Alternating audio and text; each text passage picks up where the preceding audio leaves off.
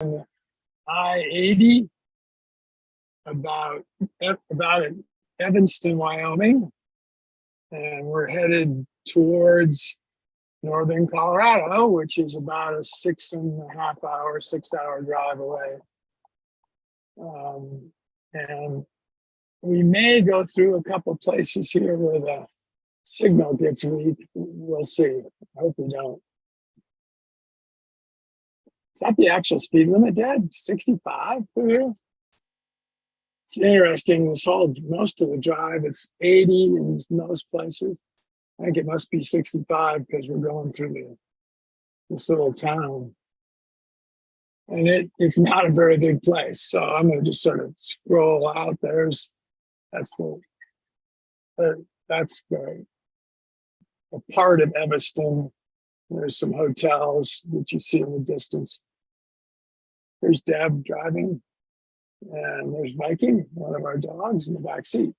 So we are returning from a quick trip with a trailer load of our belongings to Nampa, Idaho, which we've talked about on previous webinars, where we are moving to. And we closed on our purchase of that property last Thursday. And because of that, I missed the webinar last Thursday because we were actually at the real estate office closing the transaction at a title company, signing paperwork. And then a couple days later, we headed out on the road and have been out in Idaho, and it's about 11-hour drive. And we are now, after having dropped off a whole trailer load of stuff, we are headed back to pick up another trailer load. So once we get this load, then I think we'll be close to done. Might do one more, but of taking things, and we'll leave it in transportation companies' hands to take the rest of our stuff. So that's kind of where we're at. I'm not going to be looking at the Q&A at all because I'm doing this from my phone today, and I really can't even look at the two very easily from the phone. So I'll let Mark be telling us when there's questions or comments and so on. So this is our Thursday Talk with Wayne segment, and we are very random in the kinds of things that we talk about. Here's, by the way, downtown, close to it, Evanston, Wyoming.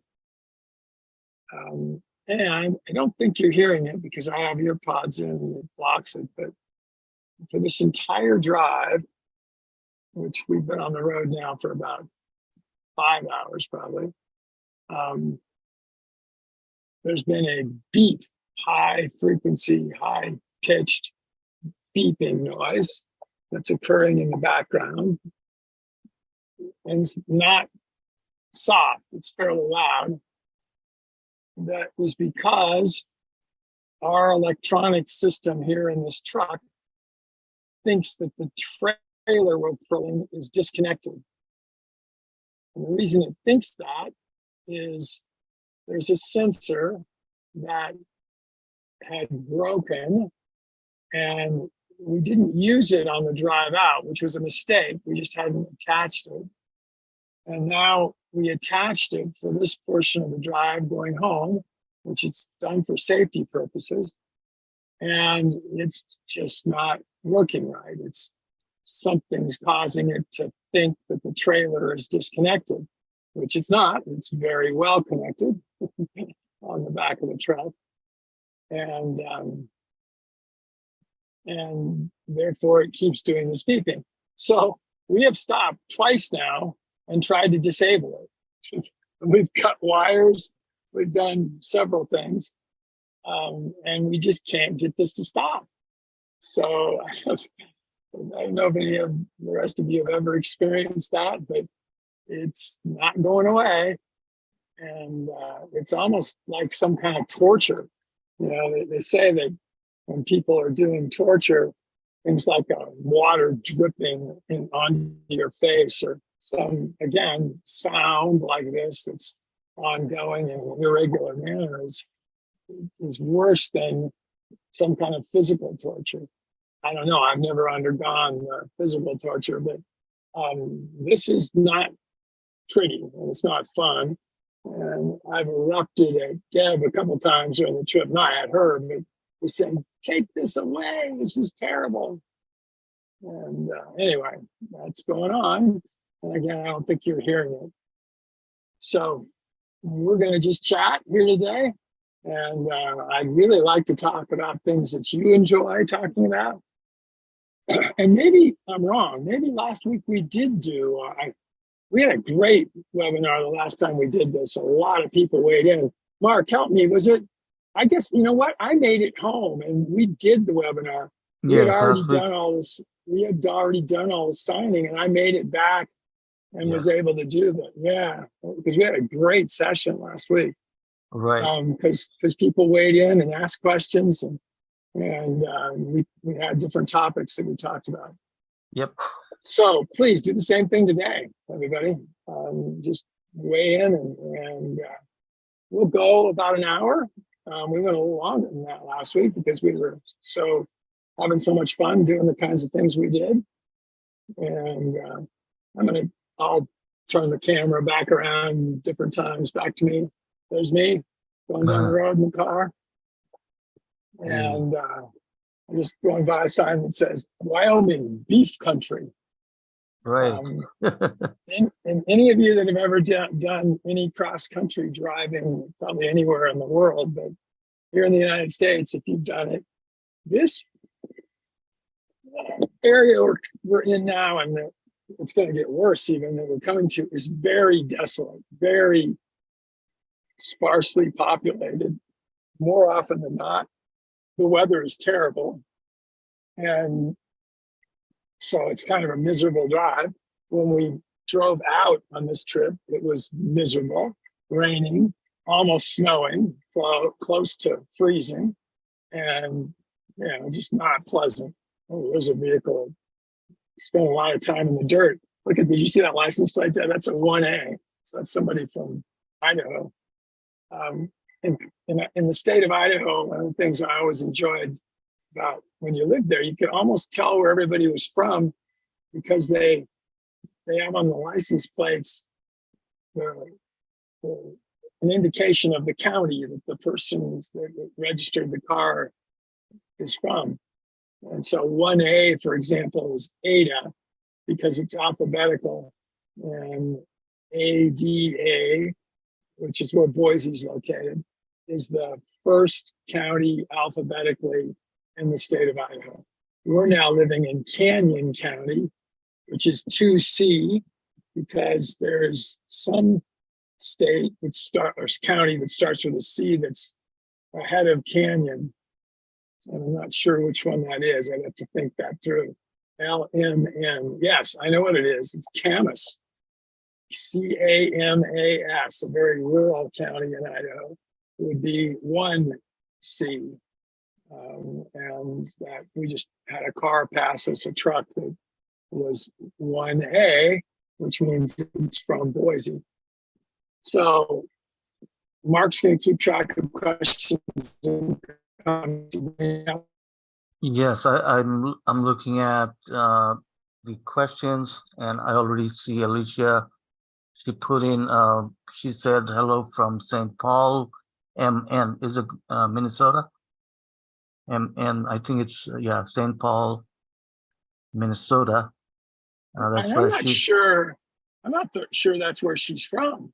She might be traveling today. So yes, probably yes. Okay, so she has a question. She has few links. Cities sinking. So urban trees crisis in Minnesota. Okay, and then there's a question here. So she says, do you think that cities will be prepared for the problems associated with climate change? New York City was hit with flooding from tropical storm recently, 8 inches of rain. Any thoughts on impacts of climate change on urban trees? Sure. Well, any kind of climate change that is not something that vegetation and animals and any kind of living thing is used to is going to cause change. It can be for the good or bad, depending on what it is. The specific climate change that's had a big impact in various times on my life is wind. And some of you know that I've had several very serious injuries because of wind. And so obviously that climate situation, which I think anything is defined as a climate change that's different from the norm, right? Well, this particular situation was 130-mile-an-hour winds in a place that doesn't have winds like that. And that was a change. So I think a very simple answer to the question is absolutely climate change will cause things to be different in places in the world where it occurs. Is it always going to be bad? I don't know. I mean, obviously, if oceans rise because of melting ice and floods, areas that are along coastal circumstances become flooded, and standing water is there because of a melting ice cap. That's going to be huge change. If the global change in climate causes weather patterns to change, that also can have some major negative impacts. I'm not a climatologist, so I'm not going to talk as an expert on this topic, but my opinion is that the more short-term impacts of some kind of a temperature change, and that's almost what everyone's talking about is rising temperatures, probably aren't going to be flooding instances. They may or may not be changes in sort of annual weather patterns, but they're more likely to be species, polar bears, for example, that are devastated because their habitat changes dramatically. Humans are probably going to be able to deal with it for the near term, but probably not some kinds of animals and plant species. So I think we should get some on here to give us talks, just because we get a lot of people that have interest in the topic. And by the way, there are sort of two views, and I'm just going to throw them out on climate change. One is that we are going through a period of global warming where temperatures are going up, and they're going up in a dramatic sort of way. And if they continue, there are predictions for some pretty severe impacts. That's one field of thought. It's probably the dominant field of thought amongst climate scientists. There is, however, another field of thought by very astute, very highly regarded climate scientists that don't believe that we are going through a long-term period of climate change, but rather believe that it is a cyclic phenomenon that we're going through, And yes, temperatures are rising now. Yes, carbon dioxide levels are going up now. But if you really are able to look over a longer period of time, that kind of increase has happened before, and in intervening times, climates have gotten cooler, actually. So there's a book called Apocalypse Never, that I'm actually reading right now, that is by a very well-known climatologist, works in a federal government role, that is one that holds the view that we're being overly dramatic about the potential future so anyway, I just want everybody to know that I hope everybody. We are having some issues. It's not each other. Mark, Uh, are we losing? yeah, we had slight issues with the video, so it was frozen for a little bit. I think the signal was weak.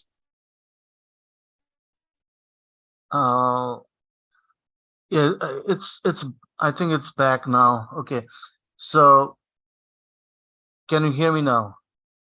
Hello. I've heard you all. So that's my current answer to Alicia's question about climate change. Okay.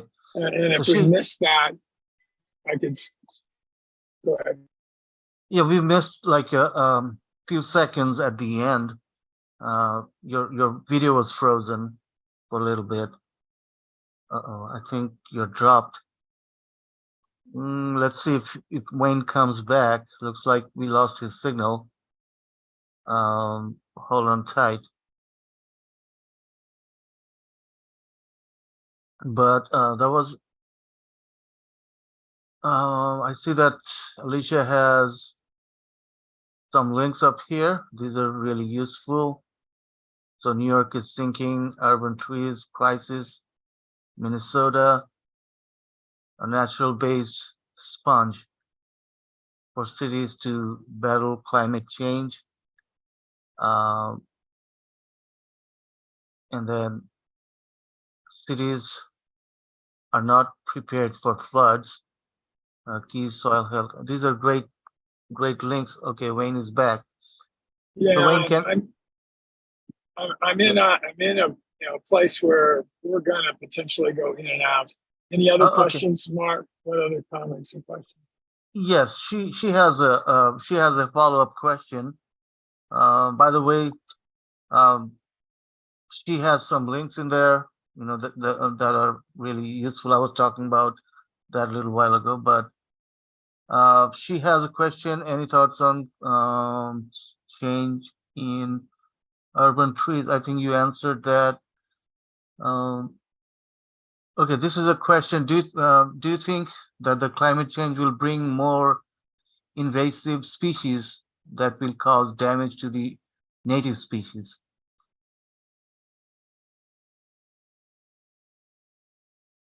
And I'm pausing here and thinking to give my opinion.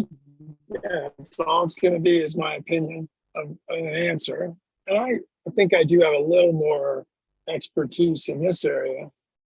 Any kind of environmental change in an ecosystem will change species composition. And the species that will typically take advantage of change are going to be ones that are invasive. They are those kinds of organisms who are better competitors in the environment they're in because the climate is no longer what it was for those that were there when the climate was more stable.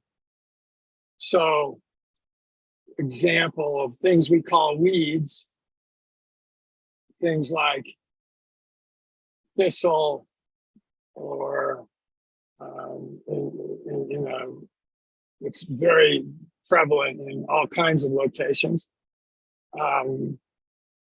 Those plants will outcompete the native plants because they're more tolerant, in the case of thistle, to a wide variety of soil conditions, wide variety of temperatures, a wide variety of other factors, and they don't require as much nutrients, as diverse of nutrients than the native species. So they'll outcompete them and take over in some cases, or become more prevalent. So yes, I do believe that any kind of change in climate will cause invasive species to become more prevalent. I was saying, when it sounds like maybe I got cut off, by the way, there's a very cool wind tower field up to our right that I'm trying to show here on the video. I said before that one of the things we have to understand is there's a divergence in opinions about this topic. And I really hope that as ecolonomic individuals, we are willing to listen to all sides, don't necessarily change our own views, but listen, and more importantly, have peaceful, logical, I don't think it matters if it's a little emotional. In fact, I'm not sure that hurts at all. But a dialogue, a discussion that doesn't involve hostility, verbally, emotionally, or otherwise.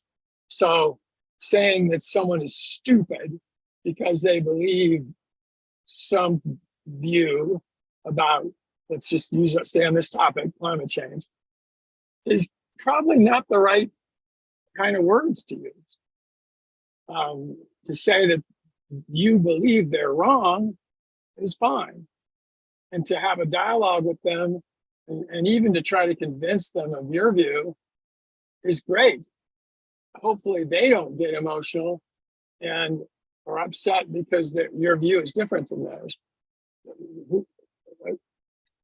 I think we've gotten to a point in the world, in science, in life, in politics, you name it, where if I have view A and you have view B, and they are very different, that we're more likely to argue about them and get upset about them, and at least talk judgmentally about our views versus the other person's. And that's just wrong. That's what I more appropriately believe. We've got to be willing to have dialogue about dissenting views, accept other people's views, don't necessarily agree with them. And again, if you feel so strongly about your own, do a good job of trying to convince them that yours is better or right and theirs is wrong. Don't get hostile about it. And there was a saying that I love, which is, when you consider something that someone else is doing is wrong, sometimes you call that a sin. Hate the sin. You don't have to like it. Dislike, hate the sin, but love the sinner, the person that has a different view of you than yours. So you can, and we don't do that nearly as often anymore as we should. Those are snow fences, by the way, over there on the side, if you've never seen one. this is an area that gets a huge amount of winter snow. We just went up a really steep, not visibly steep, but long grade, and I think we're about to the top of it. So we're in very rare traffic situation in Wyoming where the traffic's going slower and faster and slower. So there's a cell tower, by the way, which should have good coverage here. Yeah, your coverage seems to be a lot better now. So, Yeah. So okay, anyway, yeah, a little bit long-winded, but that's my opinion on that topic. all right. Wow, snow in the mountains over here. That's a first for this time of the year. I don't know if you guys can see that, but pretty good amount on those mountains.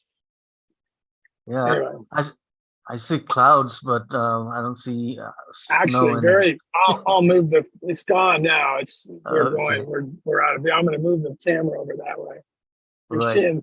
You should now see fairly high mountains. Those are called the Wasatch. Oh, okay. I see. Like And it's yeah, a little. and then wind machines, wind producing turbines in the foreground, and then the mountains with the snow in the background. Hmm, yeah, Sagebrush and prairie in the foreground. right. Yep. We're at about 8,000 feet elevation, probably right here. Oh, Really wow, pretty high. pretty high. Yeah, I see wind turbines. You're going to have to judge when we need gas now. Okay, so here's Probably not. Yes, go ahead, Mark. okay. So here's a question from Alicia again. She says, have you ever heard of the Sustainable Gardening Institute? And she has a link No, for it. Okay. no, I have not. No, Yeah, there she are has a lots link. like that, but it's one that we got to put the link up and Yeah, people can check it out. right. People can go and study that or um, research on it. Anyhow, so she has another question. Any thoughts on best practices to help mitigate the impacts of urban heat islands as a result of climate change?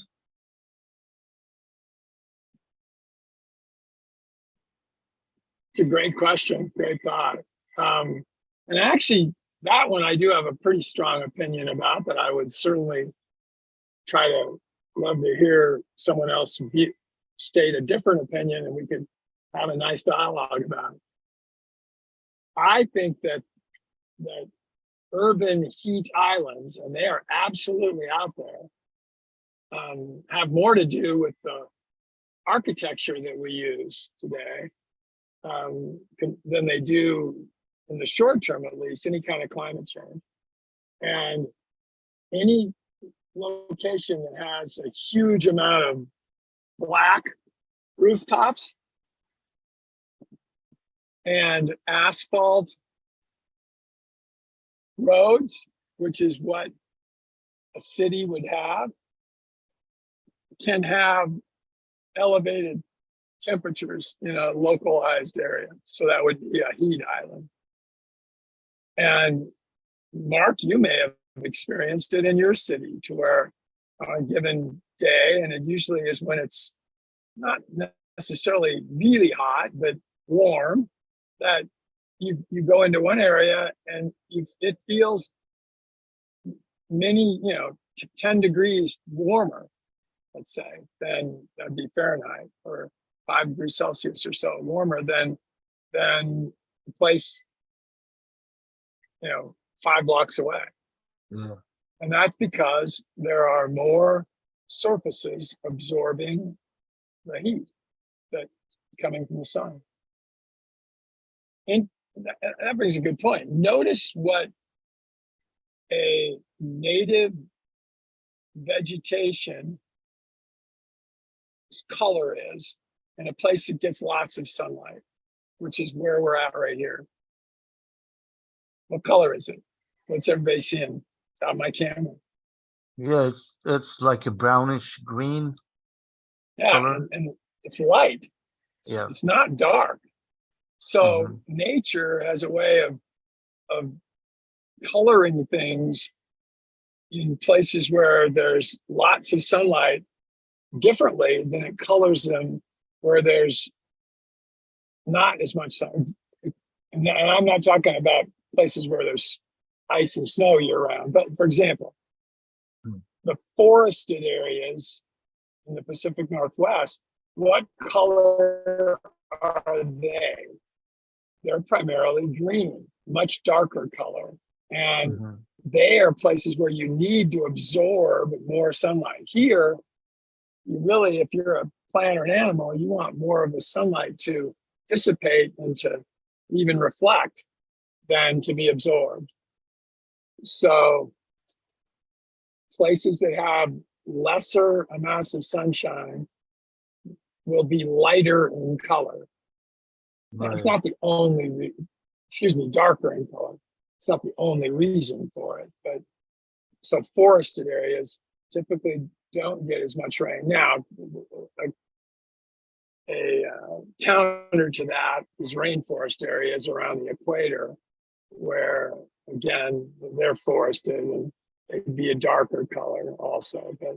But in drier places, most of the vegetation is light in color. Now, a lot of this vegetation is lighter now than it would have been a month ago or 2 months ago because it's getting into fall and it's preparing for winter and it's essentially dying on the surface. It'll still be growing under the ground and even very close to the ground. So anyway, that's an answer to that one, my opinion on that. Right. Alicia has an article on how to mitigate um, urban heat islands. So she has a lot of information here.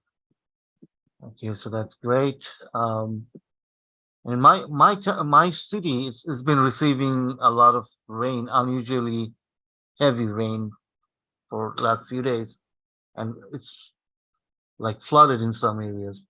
But I'm lucky Wow. that, yeah, I'm lucky that this area, where I'm living, so this area is a little higher than the surrounding, so I'm not really affected by flood right now.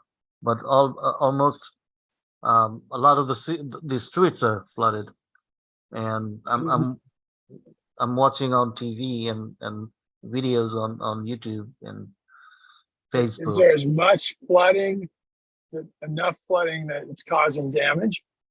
It's causing roadblocks for sure, traffic. Ah, okay. Sure, Yeah, sure.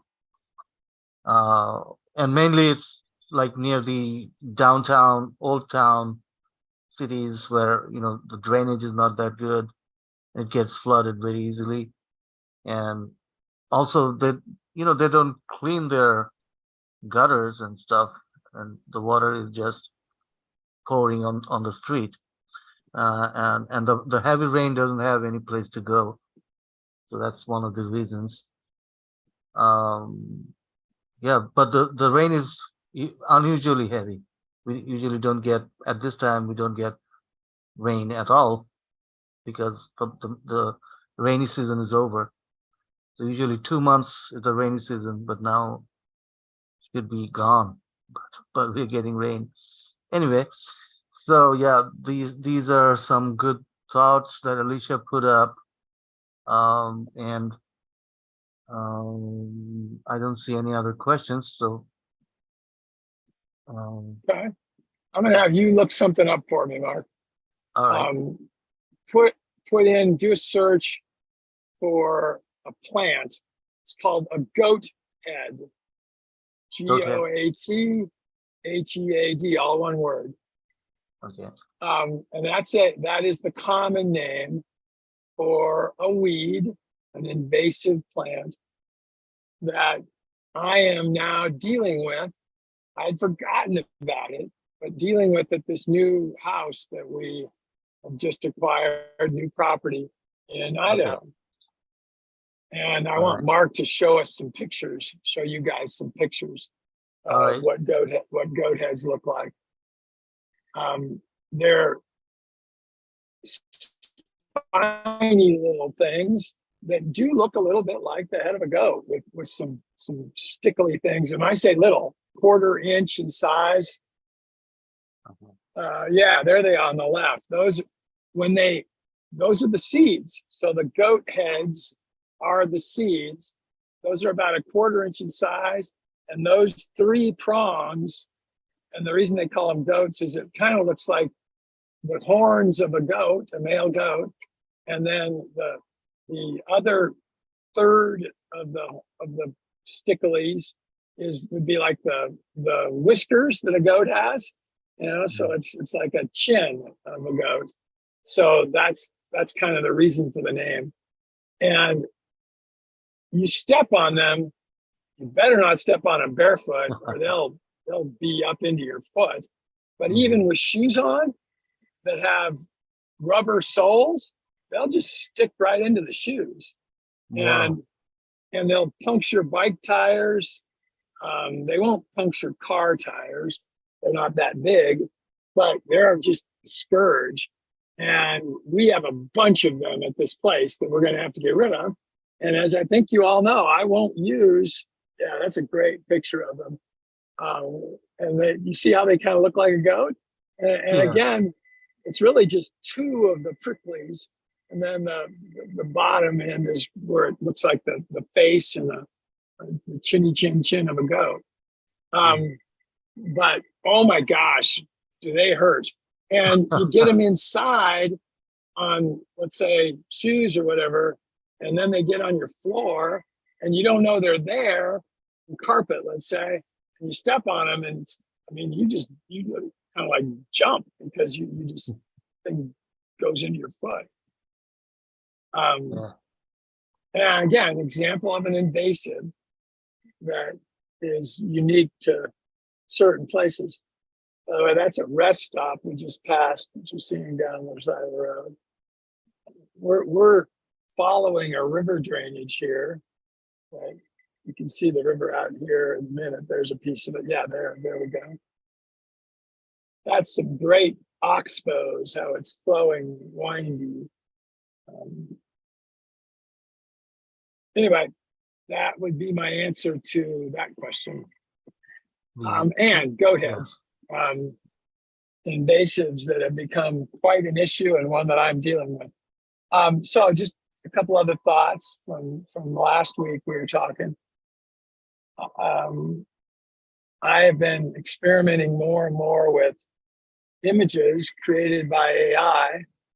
And Mark and I are about finished with 3 new books that we're going to publish through each. One about backyard aquaculture, one about juicing, and one about, my brain's going dead.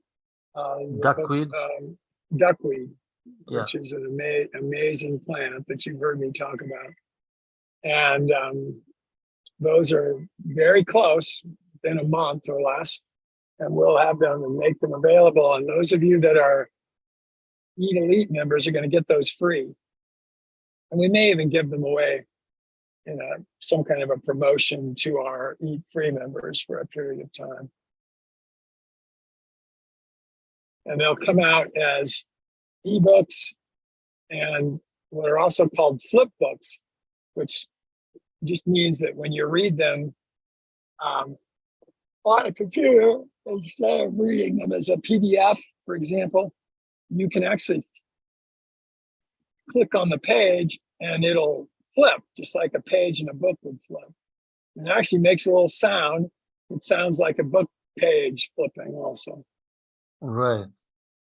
And I've checked on Canva and they have some updates now, and I think they have all kind of AI.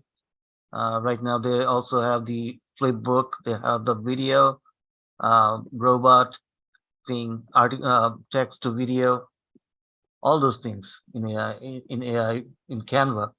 So we can also do we can also create a flip book with Canva, and we can create videos with Canva. So that was great. And I worked on the book cover, and it gave me really great images for the cover page on Designer. Cool, cool. Yeah. Would Canva, and we've used Canva for a long time, everybody, and it's really inexpensive. There is a free version of it, but you have examples. Are those a couple of the images that you got, Mark? These are Designer images, but Okay. I can show you. I was working on Canva too. Let me see. I haven't done anything with Canva. I was just going through what they have new, and there's a thing called Magic. So this Magic Media, it has a lot of AI things going on. So Do you have really any great. that you've done that you can show examples of? No, I haven't. I just went through, like, they have a lot of new things, so I don't know where to start. See, so Uh, many things. So well, I was saying, oh, by the way, there's some antelope or pronghorns. There's a better name for them right there that we just passed. Um,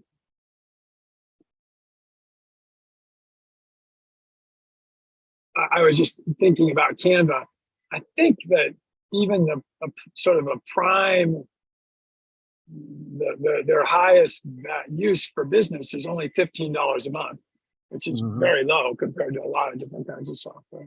right, and they have a lot of different options and really user friendly, easy to use. Right. Man, I There's, can't, Deb, can you believe the traffic today? This is nuts. We are in the middle of nowhere, everybody. I mean, they're the largest city in a 400-mile stretch that we'll drive on this interstate will be right. like 30,000 people. And that's Laramie, and that's the capital of Wyoming. Uh-huh. And and you can see as you look around here, you won't, right now, in the whole field of view, 180 degrees, there's not a single structure. And Yeah, because it's fairly flat, you can see for 20 miles in any direction. There's not right. a single person's home in Uh-huh. the whole circle around us. A- Here. And and these are not farmlands, are they? The fields that you? No, well, Okay, but no, there are livestock grazing in them, but no, Mark, they're not farmland. You would not right. see fields out here where they're growing anything that would be harvested. Uh-huh. It's too extreme weather, and the extremes here are winter. I mean, it just gets brutally cold and huge winds, drifting snow. It's just not. It's just not it's a very hostile environment for living things. Got it. Okay, so here's another question. Any thoughts on a future generative AI? Would you describe that again, Mark? I missed. Okay, so future generative AI. Any thoughts on future generative Future, AI? the word future, is Yeah. that a commercial brand, or is that just saying what the future of AI is? Okay, so Alicia, Just give clarification. I I'll said this ask. in other sessions. I wish I was in college right now because I'd get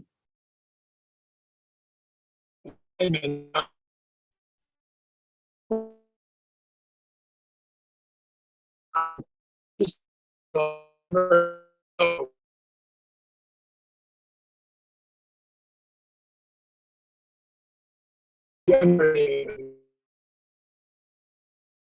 I'm not. I still that's a technical term I haven't heard of. So, yeah, I'm maybe I'm not a techie, really. I'm learning a lot about AI, but it is phenomenal in the kinds of things it can do.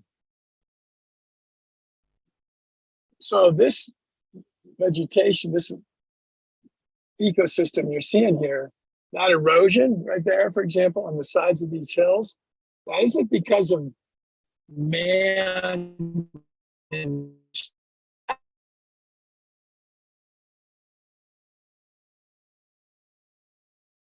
Yeah, your video is frozen again. all. Okay. Gosh, and there's a cell tower.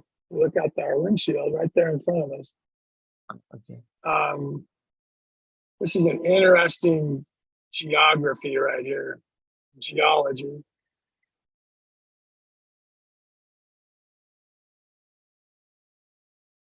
The stupid beep is more frequent now too. Very highly eroded naturally, because when they get rain here, it's comes in huge amounts in a very short period of time. The soil is not very hard and stable. It's very sandy, and it just erodes, just goes away.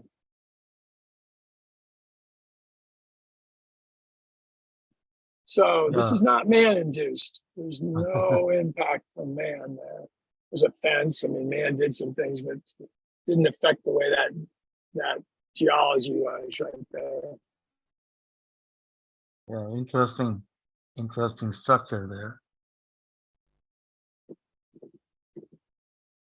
So one of the thoughts for school. So Alicia says generative art. Sorry, you broke up a little bit. Did you lose me again? We'll get a bunch. I think your signal is still breaking up. I'm not sure what this is. Hello? Yes. Can you hear me? Hello.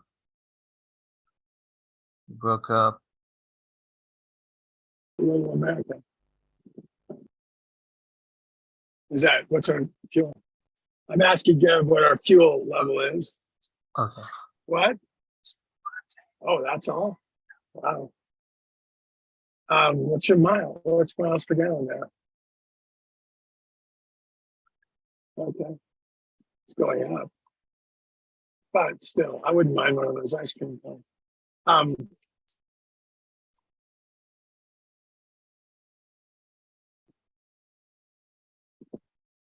And the dogs. We should one more time.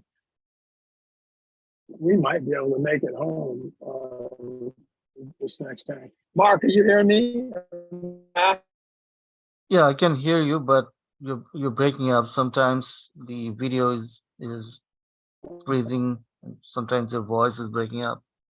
So I think that the signal is not that great here. You're coming in loud and clear to me. Okay.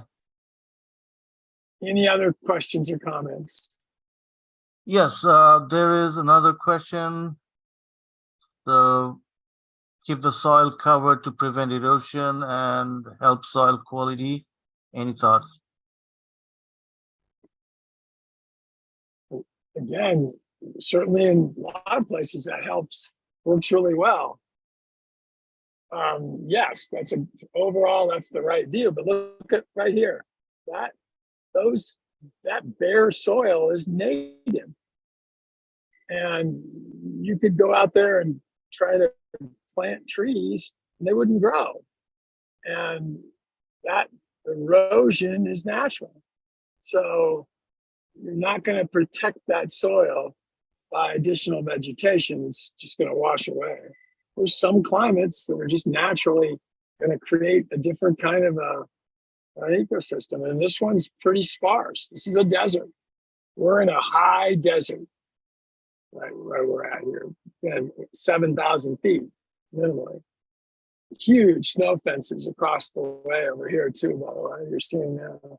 I mean, those are 15 feet high, 12 feet high. This is a very harsh climate area.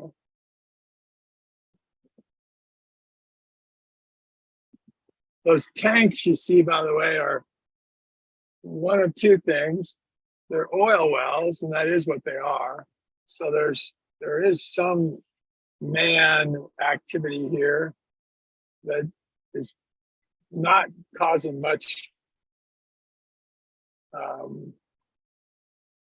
land impact. There obviously what occurs when there aren't any people living here.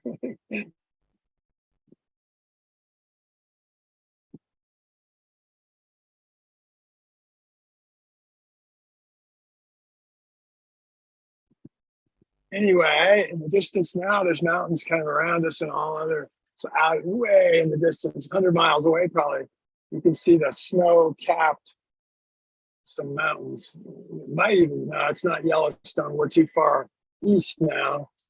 But that could be the Bighorns, which is a mountain range here in Wyoming.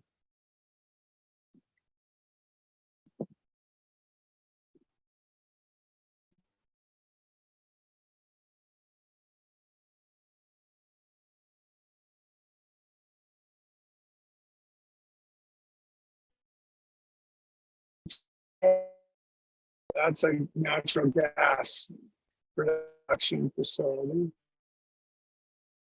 And we're going to be coming by in just a second here, a communication tower right here, there, for this area. There aren't even any power lines out here. There's no reason to have power. Now, there is one over on the other side. But you don't need much electricity when there aren't any people.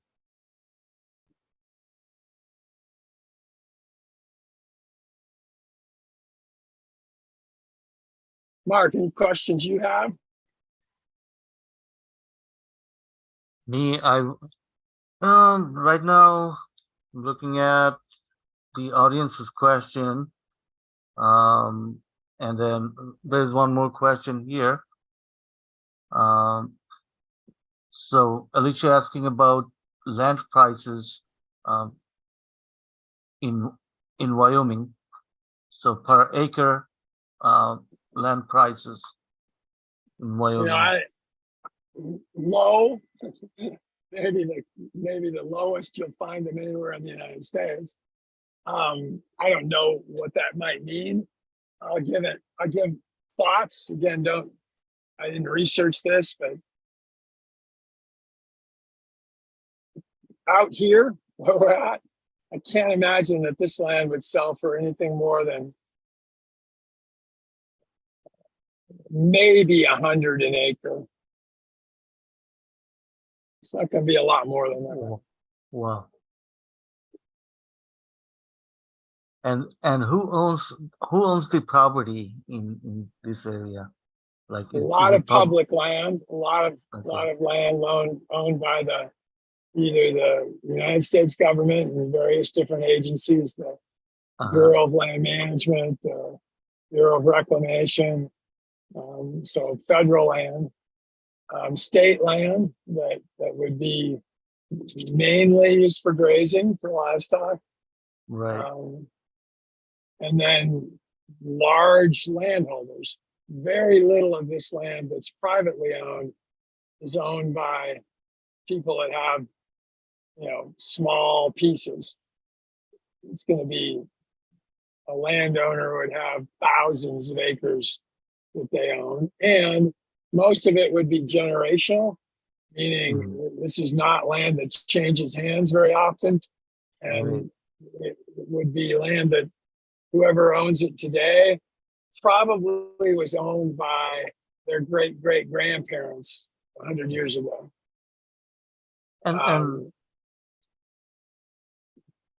Yeah, go ahead. And what is this land ideally used for? Like you said, it's not good for farming. Well, Um, grazing right now. You look great. out there. Yeah. There's cattle all over that field. There are not very many of them. A Uh-huh. fairly large piece of land. So if it's being used by man, it's either farmed or used for some kind of mineral development. So oil and gas primarily, Mm-hmm.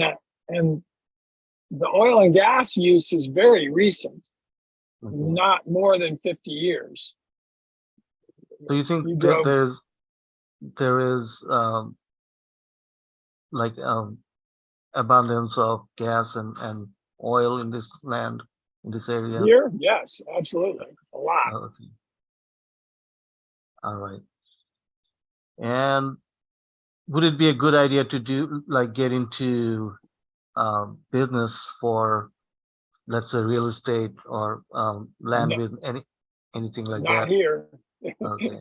I can't. It wouldn't be very profitable because, like I said, if you were a person making money either buying and selling real estate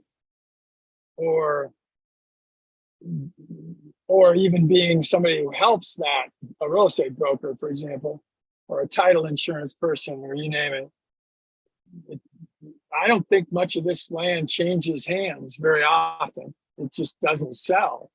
Right. So why you really wouldn't be able to buy anything or sell it, or you wouldn't want to.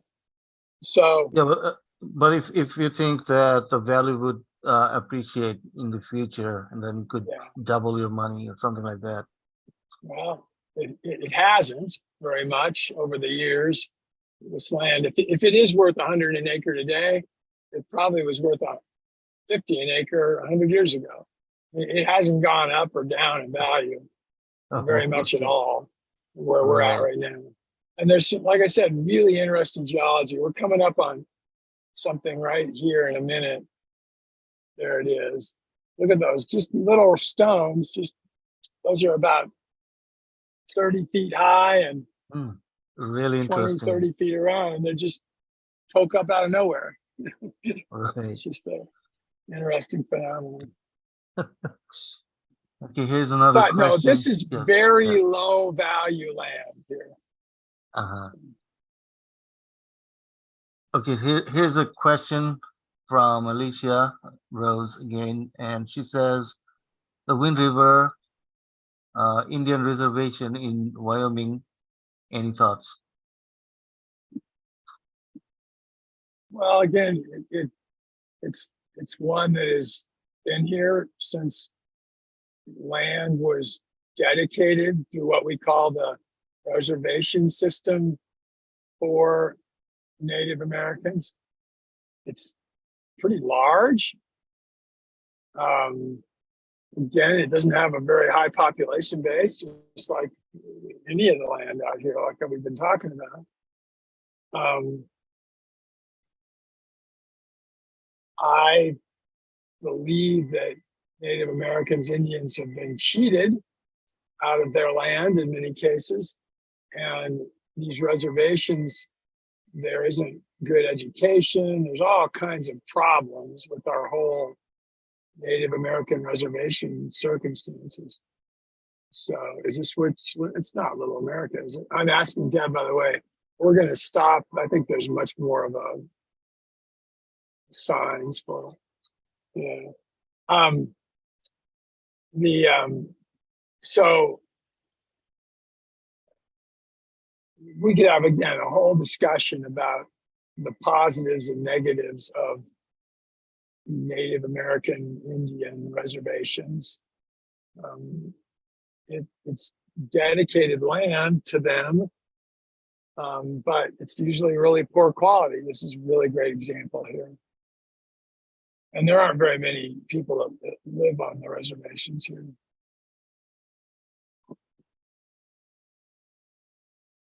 Good question. All of these really great questions.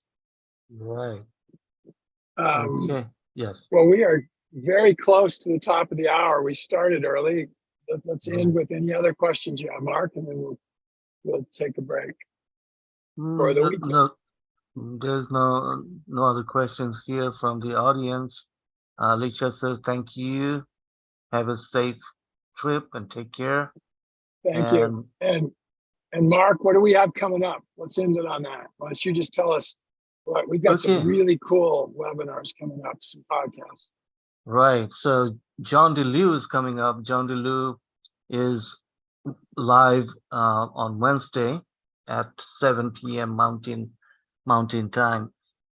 So John is a filmmaker, and he's got a lot of videos on ecology, sustainable farming, all sort of things. That'll be great. And then tomorrow I have Alexis Ziegler on Living Energy Farm. That'll be a replay. And I think that's about it for webinars coming up. All right. Well, thank you, Mark. Thank you for the audience for your questions and thoughts. And we've got about another 5 hours to drive here still, or maybe a little longer. We are going to stop at Little America. It's really well known in the US. It's over here on the Uh-huh. left. And we're going to get an ice cream cone for 75 cents, where Oh, you wow. can't get ice cream cones for that little amount of money anywhere anymore. So Right. good timing as we get here. Okay. All right. Appreciate All you right, Wayne. guys. Talk to y'all later.